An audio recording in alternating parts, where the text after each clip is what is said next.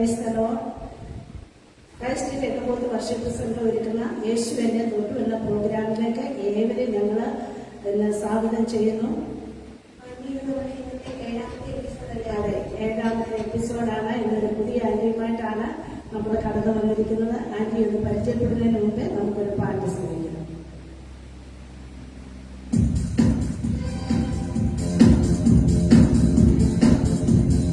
ചുരുന്റെ ദൈവത്തെ വേറൊരു ദൈവമില്ല, ചുരുന്റെ ദൈവത്തെ വേറൊരു ദൈവമില്ല. എന്നെ സഹായിപ്പാൻ തന്റെ മഹിമയോടെ വേഗാരുടനായി വരും. എന്നെ സഹായിപ്പാൻ തന്റെ മഹിമയോടെ വേഗാരുടനായി വരും.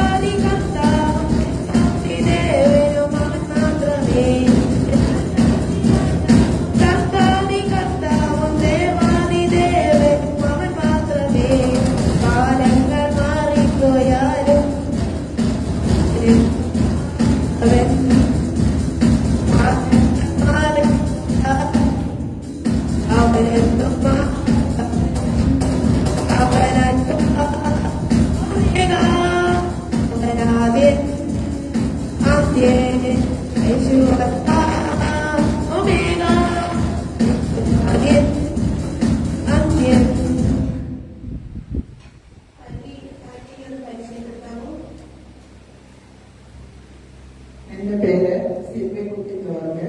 ഞാൻ താമസിക്കുന്നത് ആലമ്പുഴയിലാണ്. എനിക്ക് ഒരു മകളുണ്ട്. അവളുടെ പേര് മിസ്സി ആൻ ജോർജ് എന്നാണ്. അവളുടെ വിവാഹിതയാണ്. ഭർത്താവിന്റെ പേര് ബേബി കുരുള. മോൾസ്വാനില് ഒരു ഫാമില് വർക്ക് ചെയ്യുന്നു. മകളിപ്പോ ഫാമിലി സർട്ടിഫിക്കറ്റ് കൊണ്ട് തൃശ്ശൂര് അവരുടെ ഭവനത്തിലായിരിക്കുന്നു. ഞാൻ നിർത്തുന്നു. ഇത്രയൊക്കെയാണ് ഈ യേശുവിനെ കണ്ടുമുട്ടാനുണ്ടായ ഒരു സാഹചര്യം ഒന്ന് പറയാമോ? യേശുവിനെ കണ്ടുമുട്ടാൻ ഉള്ള സാഹചര്യം എന്ന് പറയുന്നത് ഞാൻ ഡിഗ്രിക്ക് പഠിക്കുന്ന സമയത്തായിരുന്നു. അപ്പൊ എനിക്ക് മിക്കവാറും മാസം സ്കൂളിൽ പോകാൻ ബുദ്ധിമുട്ടാണ്. എപ്പോഴും കലാപരമേശ്വര എനിക്ക് ഉണ്ടാകുമായിരുന്നു. അപ്പൊ അങ്ങനെയാണ് ഞാൻ വിശ്വാസത്തിലേക്ക് വന്നതും സ്നാനപ്പെട്ടതും ഒക്കെ. എന്നാൽ ദൈവം എന്നെ തൊട്ട് എന്നെ പ്രൊട്ടക്ട് ചെയ്ത് കൈ പിടിച്ച് ഉയർത്തിയ വേറെ വലിയ വലിയ കാര്യങ്ങളുണ്ട്. അത് പറയാം. അത് പിന്നെ 1994 ഞാൻ എന്റെ മോളെ പ്രഗ്നന്റ് ആയിരുന്ന സമയത്ത് 7 മാസമായപ്പോൾ ഞാൻ ഡോക്ടറെ ഫെബ്രുവരി 5-ാം തീയതി ഡോക്ടറെ കാണാൻ ചെന്നപ്പോൾ ഡോക്ടർ പറഞ്ഞു കുഴപ്പമൊന്നുമില്ല, കുട്ടിപ്പിച്ച വളർച്ച കൂടുതലാണ്, അതുകൊണ്ട് ഫുഡ് ഒന്ന് ക്രമീകരിക്കണം എന്ന് പറഞ്ഞു. അങ്ങനെ ഞങ്ങൾ തിരിച്ച് വീട്ടിൽ പോകുമ്പോൾ ഒരു 2-3 ദിവസം കഴിഞ്ഞപ്പോൾ എനിക്കൊരു ശ്വാസം മുട്ടൽ പോലെ തോന്നി. ഞങ്ങൾ ഹോസ്പിറ്റലിൽ ചെന്നു. അങ്ങനെ ഹോസ്പിറ്റലിൽ ചെന്നപ്പോഴത്തേക്ക് പിന്നെ ഡോക്ടർ പറഞ്ഞു ഇവിടെ അഡ്മിറ്റാണ്, BP ഉണ്ട് എന്ന് പറഞ്ഞു. പിന്നെ ആ ഒരു അവസ്ഥ പിന്നെ മാറിയിട്ടില്ല, അത് കുറഞ്ഞിട്ടില്ല. ഉറങ്ങാനുള്ള മരുന്ന് ഇഞ്ചക്ഷൻ തന്നിട്ടും ഞാൻ ഉറങ്ങത്തില്ല. അങ്ങനെ ഹൈ BP ആയി, അത് എക്ലാംസിയായി മാറിയിട്ട് പിന്നെ ആദ്യം പറഞ്ഞു കുഞ്ഞിനെ കിട്ടത്തില്ല എന്ന് പറഞ്ഞു. കുഞ്ഞിനെ കിട്ടത്തില്ല എന്ന് പറഞ്ഞു. ഇതൊന്നും ഞാൻ അറിയുന്നില്ല. എന്നെല്ലാവരും കിട്ടിയിട്ടിരിക്കുകയാണ്. എനിക്ക് ശരി കേൾക്കത്തില്ല, കണ്ണു കാണത്തില്ല, ശരീരം മുഴുവൻ നീര് വെച്ചു, യൂറിൻ പോകത്തില്ല. അങ്ങനെ എല്ലാ സിസ്റ്റവും എന്റെ നിന്ന് പോയതാണ്. അപ്പൊ അങ്ങനെ ഞാൻ അവിടെ ആയിരിക്കുന്ന സമയത്താണ് എന്റെ മാതാപിതാക്കളെ ഒരു വൈകുന്നേരം കയറ്റി വിട്ട് കാണിക്കും. അങ്ങനെ കണ്ടപ്പോ അമ്മയ്ക്ക് വെച്ചാലോ ഭയങ്കര സങ്കടം. അപ്പൊ ഞാൻ ചോദിച്ചു എന്താ സങ്കടം? ഒന്നും ഇല്ല എന്ന് പറഞ്ഞു. അത് കഴിഞ്ഞ് പിന്നീട് എന്നെ നോക്കിയ ഡോക്ടർ ശോശാമ്മ മാമൻ ഇന്ന് ചെങ്ങന്നൂർ ഒരു ഹോസ്പിറ്റലിലാണ്. അപ്പൊ പുള്ളിക്കാരി വന്നേച്ച് പറഞ്ഞു മോളെ ഇച്ചിരി ക്രിട്ടിക്കലാണ് എന്ന് പറഞ്ഞു. ഞാൻ പറഞ്ഞു കുഴപ്പമില്ല. അപ്പൊ എനിക്കും അറിയാം എന്റേതായ ബുദ്ധിമുട്ടുകൾ എന്താ. കാരണം എഴുന്നേക്കാനും നടക്കാനും ഒന്നും വയ്യ. ആരെയും കണ്ടാൽ അത് രണ്ടായിട്ട് കാണുന്നു, സൗണ്ടൊക്കെ രണ്ടായിട്ട് കേൾക്കുന്നു, അങ്ങനെയൊക്കെയുള്ള. അപ്പൊ എനിക്കും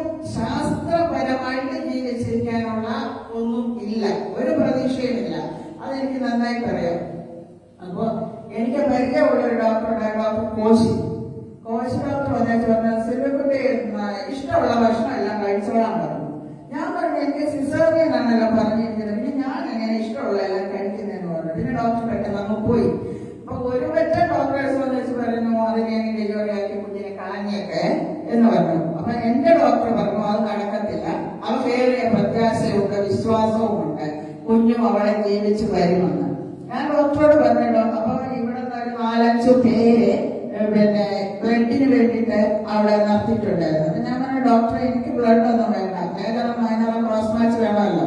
അപ്പൊ അതിനു വേണ്ടി അവരെവിടെ താമസിപ്പിച്ചിരിക്കുകയായിരുന്നു. അപ്പൊ അങ്ങനെ ഞാൻ പറഞ്ഞു എനിക്ക് ബ്ലഡ് വേണ്ടി വരത്തില്ല, എനിക്ക് എന്റെ കാൽവറയിൽ കർത്താവ് ചൊരിഞ്ഞ രക്തം മാത്രം മതി, അതുപോലെ എന്റെ വിശ്വാസം, പക്ഷെ എനിക്കത് ചെയ്യാതിരിക്കാൻ പറ്റത്തില്ല എന്ന് പറഞ്ഞു. അങ്ങനെ എമർജൻസി ആയിട്ട് ഡോക്ടർ പോലും 3 ദിവസം ഉപവാസം ഇരുന്നു കൊണ്ട് എമർജൻസി ആയിട്ട് എന്റെ സിസേറിയൻ നടത്തി. കുഞ്ഞിനെ 2 എനിക്കന്ന് വിശ്വാസം ഉണ്ടായിരുന്നു, ഏറിയ വിശ്വാസം ഉണ്ടായിരുന്നു. പിന്നീട് ഞാൻ പറയാമത് അത് വിശ്വാസത്തിൽ ഉറപ്പിച്ചു ദൈവം എന്നെ. കാരണം എങ്ങനെയാന്ന് വെച്ചാല് എനിക്കിതെല്ലാം മനസ്സിലായ സാഹചര്യത്തില് ഞാൻ ദൈവത്തോട് പ്രാർത്ഥിച്ചു, ദൈവമേ ശത്രു ജയിച്ചെന്ന് വരരുത്, നീ എടുക്കുന്നുവെങ്കിൽ എന്നെ എന്റെ കുഞ്ഞിനെ ഒരുമിച്ചെടുക്കുക, ഇടുന്നുവെങ്കിൽ ഭൂമിയിൽ ഞങ്ങളെ 2 പേരെയും കൂടെ ഇടുക എന്ന് പറഞ്ഞു. അങ്ങനെ ഞാൻ എന്റെ ഭാഗത്തു നിന്ന് അപ്പൊ എന്റെ മനസ്സിലേക്ക് വെളിപ്പാട് 2:5 തോന്നുന്നത്. അത് ഏതിൽ നിന്നും വീണു. അപ്പൊ ആ ഭാഗം കടന്നു വന്നപ്പോ എനിക്ക് മനസ്സിലായി എന്റെ കുറവുകള്. ഞാൻ അല്പം പിന്മാറ്റത്തിൽ പോയതാണ്. അപ്പൊ ആ കുറിപ്പുകൾ എനിക്ക് മനസ്സിലായിട്ട് ഞാൻ ദൈവത്തോട് പ്രാർത്ഥിച്ചു, കർത്താവേ ഒരവസരം കൂടെ നീ എനിക്ക് തരികയാണെങ്കിൽ ഇനി നിനക്ക് വേണ്ടി മാത്രമേ ഞാൻ ജീവിക്കും. ആ ലേബറിൽ കിടന്ന് എനിക്ക് വസ്ത്രം ധരിക്കാൻ പറ്റത്തില്ല, അവരുടെ ആ ഷീറ്റ് കൊണ്ട് എന്നെ മൂടി മാത്രമേ ഇടത്തുള്ളൂ, അല്ല മുക്കാനൊന്നും പറ്റത്തില്ല, ശരീരം മുഴുവൻ പഴുത്ത് കിടക്കുകയാണ്. അപ്പൊ ഞാൻ അവിടെ വെച്ച് ഓപ്പറേഷന്റെ തലേ ദിവസം അപ്പൊ അങ്ങനെ ഞാൻ പ്രാർത്ഥിച്ചു കഴിഞ്ഞപ്പോ അമാലേഖരുമായിട്ടുള്ള മോശയുടെ യുദ്ധം ആ ഭാഗം എന്നെ ദൈവം കാണിച്ചു. ഉസിയാവിന് ആയുസിനെ നീട്ടിക്കൊടുത്തതും എന്നെ കാണിച്ചു. അപ്പൊ ഞാൻ ഓർത്തു, ഞാൻ ബൈബിളിന്റെ ഒരു വശം വായിച്ചിട്ടുണ്ട്, അപ്പൊ ആ ഒരു ഓർമ്മയിൽ നിന്നായിരിക്കും ഇത് കാണുന്നതെന്ന് ഞാൻ ഇങ്ങനെ ചിന്തിച്ചു. പക്ഷെ വീണ്ടും കാണിച്ചിട്ട് യാഗപീഠം പണിതു, അതിന് യഹോവനിസി എന്ന് പേരിട്ടു, ഇതെല്ലാം കാണിച്ചു. അപ്പൊ അപ്പോഴേക്കും ഞങ്ങൾ ഒരു ആൺകുട്ടിയെ പ്രതീക്ഷിച്ചാണ് ഇരിക്കുന്നത്. പക്ഷെ യഹോവനിസി കണ്ടു കഴിഞ്ഞപ്പോഴത്തേക്ക് ഞാൻ ദൈവത്തോട് ചോദിച്ചു, ദൈവമേ ഇതെന്താണ് ഇങ്ങനെ യഹോവനിസി, എനിക്കൊന്നും മനസ്സിലാവുന്നില്ല. അപ്പോൾ ദൈവം എനിക്കൊരു പെൺകുഞ്ഞിനെ കാണിച്ചു തന്നത്. എനിക്കത് പറയുമ്പോൾ എന്റെ ഹൃദയം തുള്ളുന്ന ഒരവസ്ഥയുണ്ട് ആ കാലം. പക്ഷെ ഞാൻ ഇറങ്ങി വന്നപ്പോഴത്തേക്ക് ഞാൻ കണ്ടത് എല്ലാവരും അറിയണമല്ലോ, ഞാൻ അറിയണമല്ലോ. അപ്പൊ ഞാൻ ഇറങ്ങി വന്നപ്പോ ലേബർ റൂമിൽ നിന്ന് ഇറങ്ങി ഓപ്പറേഷന് വേണ്ടി കൊണ്ടുപോകുന്ന സമയത്ത് എന്റെ മാതാപിതാക്കളോട് ഞാൻ പറഞ്ഞു, എന്റെ കല്യാണമോതിരം ഇരിപ്പുണ്ട്, അതെടുത്ത് വേണം പെണ്ണൂട്ടിക്ക്, ഇങ്ങനെ ഞാൻ പറഞ്ഞത്, പെണ്ണൂട്ടിക്ക് പൊന്നും തേനും വരച്ച് കൊടുക്കാൻ. അപ്പോഴവരെല്ലാം സ്റ്റാൻഡായി പോയി. ഡോക്ടറോട് ചോദിച്ചു, ഡോക്ടർ പറഞ്ഞു എന്നാ പറഞ്ഞില്ല, പക്ഷെ ഞാൻ അവളോടൊന്നും പറഞ്ഞിട്ടില്ല എന്ന് പറഞ്ഞു. അത് കഴിഞ്ഞ് അങ്ങനെ ലേബർ റൂം സിസാറിനെ ചെന്ന് അനസ്തേഷ്യ തന്ന് അവര് പിന്നെ സിസാറിനെ ചെയ്തെടുത്തപ്പോ കുഞ്ഞു വളരെ ശക്തമായി കരഞ്ഞപ്പോ ഡോക്ടർ തന്നെ ചോദിക്കുന്നത്, ഇതാണോ മരിച്ചു കിടന്നെന്ന് പറഞ്ഞ കുഞ്ഞ് എന്ന് പറഞ്ഞു. അങ്ങനെ അതാണ് ഏറ്റവും വലിയ ഒരു അത്ഭുതം. 2 മണിക്കൂർ മാത്രം പറഞ്ഞ സ്ഥാനത്ത് ഇന്ന് 30 വയസ്സ് കഴിഞ്ഞ് 31ാമത്തെ വയസ്സിലേക്ക് ഫെബ്രുവരിയിൽ ഇറങ്ങും എന്റെ മകള്. അംഗവൈകല്യം ഉണ്ടാകും, മന്ദബുദ്ധിയാകും എന്നൊക്കെയാണ് ഡോക്ടേഴ്സ് വിധി എഴുതിയത്. പക്ഷേ കൃപയാൽ ഒരു കുഴപ്പവുമില്ലാതെ എന്നും ദൈവം നോക്കുന്നു, എന്നെ കാക്കുന്നു. അത് കഴിഞ്ഞ് പിന്നെ ഞാൻ ഇവിടെ വന്നത് ഇനി പറയണം. ഈ സമയം വന്നത് തികച്ചും യാദൃശ്യമെന്നാ പറയാനുള്ളൂ. കാരണം ദേവദാസന്റെ സഹോദരിയെ എനിക്ക് നന്നായിട്ട് അറിയാം. അപ്പൊ അങ്ങനെ എനിക്ക് ദേവദാസനെ കുറിച്ച് ഞാൻ കേട്ടിട്ടുണ്ട്, അമ്മച്ചിയെ കുറിച്ച് കേട്ടിട്ടുണ്ട്, അങ്ങനെയൊക്കെ കേട്ടിട്ടുണ്ട്. അപ്പൊ ദേവദാസനെ കാണാൻ എനിക്കൊരു ആഗ്രഹം ഉണ്ടായിരുന്നു. കാരണം ദേവദാസന്റെ പ്രവർത്തനങ്ങളൊക്കെ ഞാൻ ഇങ്ങനെ കേട്ടിട്ടുണ്ട്. അപ്പൊ ഒരു ദിവസം ഒരാൾ വന്ന് എന്നോട് പറഞ്ഞു, സജിനി എന്ന് പറയുന്ന ഒരാൾ എന്നോട് വന്ന് പറഞ്ഞു, സുമയുടെ ആങ്ങളയുടെ ചർച്ചിൽ ഉപവാസം നടക്കുന്നുണ്ട്, അമ്മ വരുന്നു. ഞാൻ പറഞ്ഞപ്പോ കയറി എന്ന് പറഞ്ഞു. അങ്ങനെ നമ്മൾ അവിടത്തെ അവിടെ ചെറിയ ചർച്ചായിരുന്നതിലെ വന്നു. അവിടെ വന്ന് വെള്ളിയാഴ്ചയായിരുന്നു. അതും എനിക്ക് ഡേറ്റ് നല്ല ഓർമ്മയുണ്ട്. ഒരു ഫെബ്രുവരി 14 തീയതി ആയിരുന്നു. അന്ന് ഒരു ദേവദാസൻ വന്ന് ശുശ്രൂഷയ്ക്ക് വന്ന് എനിക്ക് ദൂതുണ്ടായിരുന്നു. ആ ശനിയാഴ്ച ഞാൻ അവിടെ തന്നെ വന്നു. അന്ന് ഉപവാസമാണ്. അപ്പൊ 2 ദിവസം അവിടെ കൂടിയ സ്ഥിതിക്ക് സൺഡേ അവിടെ തന്നെ വേണമല്ലോ എന്ന് വിചാരിച്ച് ഞാൻ സൺഡേ അവിടെ തന്നെയായിരുന്നു. പിന്നെ വെള്ളിയാഴ്ച ഡെലിവറൻസ് മീറ്റിംഗ് ഉണ്ടായിരുന്നു. ഞാൻ ആ ഡെലിവറൻസ് മീറ്റിങ്ങിന് വന്നു. അന്ന് എനിക്ക് വലിയൊരു അത്ഭുതം ഉണ്ടായി. ദേവദാസന്റെ ഷാനിവാസന്റെ ശുശ്രൂഷയില് എന്റെ മോക്ക് 6 മാസം ഉള്ളപ്പോ ഞാനൊന്ന് വീണതാണ്. എന്റെ ഈ വലത് കൈ പൊക്കാനൊക്കെ വലിയ ബുദ്ധിമുട്ടാണ്. കുറച്ചു നേരെ കൈ അടിച്ചു കഴിയുമ്പോൾ പിന്നെ വലിയ പ്രയാസമാണ്. ഞാൻ കൈ കുടയാറുണ്ട്. അന്ന് ദേവദാസന്റെ ശുശ്രൂഷ ദേവദാസൻ പറഞ്ഞു ഷോൾഡറിന് കംപ്ലൈന്റ് ഉള്ള ഒരാളെ ഇപ്പൊ വിടുതലാകും എന്ന് പറഞ്ഞു. അപ്പൊ ഞാൻ വിചാരിച്ചു ഞാൻ മാത്രമായിരിക്കത്തില്ല, അപ്പൊ ഒത്തിരി പേരൊക്കെ കൈ കുടയുന്നുണ്ട്. അപ്പൊ ഞാൻ അനങ്ങാതെ തുടങ്ങിയിരുന്നു. ഇരുന്ന് കഴിഞ്ഞപ്പോ കുറച്ച് കഴിഞ്ഞപ്പോ ദേവദാസൻ പറഞ്ഞു വർഷങ്ങളായിട്ടെന്ന് പറഞ്ഞു. അപ്പൊ ഞാൻ കൈപൊക്കി. അപ്പൊ എനിക്കാണ് എന്ന് പറഞ്ഞു. മനസ്സിലായി. അപ്പൊ പിന്നെ എനിക്ക് വിടുതൽ കിട്ടിയ സഭയല്ലേ, അപ്പൊ ഞാൻ അവിടെ തന്നെ ഉറച്ചു. അങ്ങനെ ഇന്ന് വരെ വർഷിപ്പ് സെന്റർ സജീവമായിട്ട് നിൽക്കുന്നു.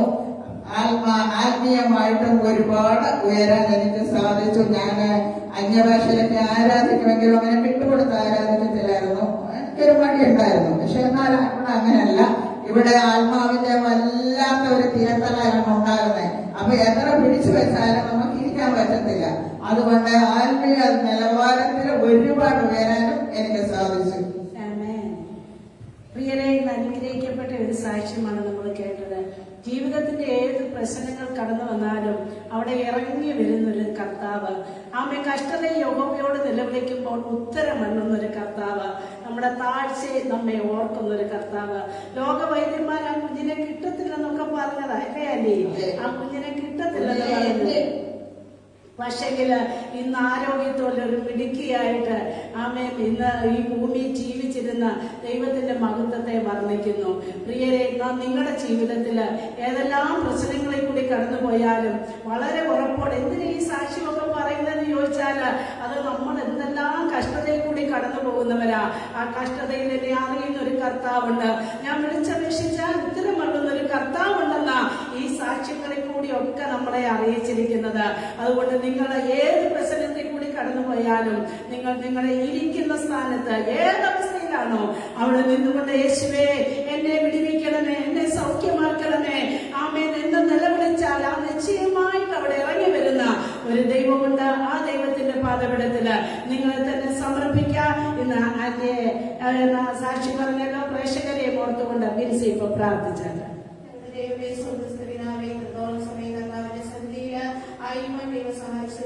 ദൈവത്തിന് സ്തോത്രം ചെയ്ത് കർത്താവെ ആന്റിയിലൂടെ നല്ലൊരു സാക്ഷി കേൾപ്പാൻ അനേകരുടെ ജീവിതത്തിൽ അനുഗ്രഹമായി തീരുവാൻ തന്നുവേണം കർത്താവ് സഹായിക്കുമാറാകണമെന്ന് പ്രാർത്ഥിക്കുന്നു. കർത്താവെ കർത്താവ് അനുഗ്രഹിക്കുമാറാകണമെന്ന് പ്രാർത്ഥിക്കുന്നു. കർത്താവിന്റെ കാണുന്നവരുടെ എല്ലാ ജീവിതത്തില് അനുഗ്രഹങ്ങൾ ഉണ്ടാകുവാൻ, അത്ഭുതം ഉണ്ടാകുവാൻ കർത്താവ് സഹായിക്കുമാറാകണമെന്ന് പ്രാർത്ഥിക്കുന്നു. ദൈവമഹത്വം വെളിപ്പെടുവാൻ ദൈവത്തിന്റെ കരങ്ങളിലേക്ക് ഞങ്ങൾ ഏൽപ്പിച്ച് പ്രാർത്ഥിക്കുന്നു. അനേകർക്ക് കർത്താവിനെ വിടുതലായി തീരുവാൻ കർത്താവ് സഹായിക്കുമാറാകണമെന്ന് പ്രാർത്ഥിക്കുന്നു.